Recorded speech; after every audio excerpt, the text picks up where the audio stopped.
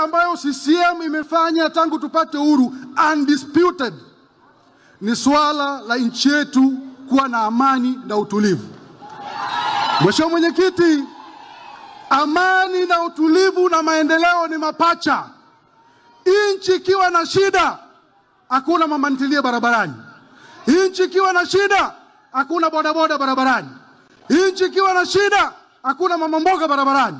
Hiyo ni undisputed kazi iliyofanyika.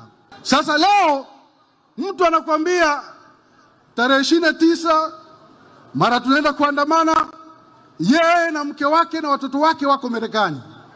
Wewe unaambia ukaandamane. Sasa wewe tofauti yako na wale wafuasi wa Mackenzie kule Kenya wanaoambiwa kwamba wao wafunge waende mbinguni wakati Mackenzie anakula. Na tofauti yako ni nini? Mimi nimesoma Geita Sekondari. Kipindi nasoma Geita Sekondari, tulikuwa nakuja na basi Doto, unakumbuka, inaitwa Lushanga na Nyeunge. Tunatumia masaa 10 kutoka Mwanza kufika Geita. Leo nimetumia masaa 2 kutoka Mwanza kufika Geita. Maendeleo ni gradual. CCM hoye. Nimechoka kukunja ngumi na CCM hoye.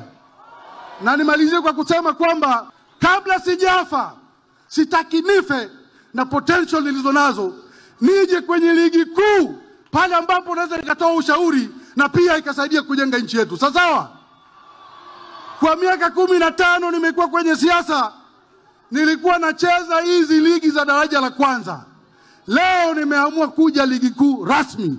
Na washukuruni sana watu wa CCM kunipokea. CCM hoi! Oktoba tunatiki na nimeamini. Asanteni sana. God bless you.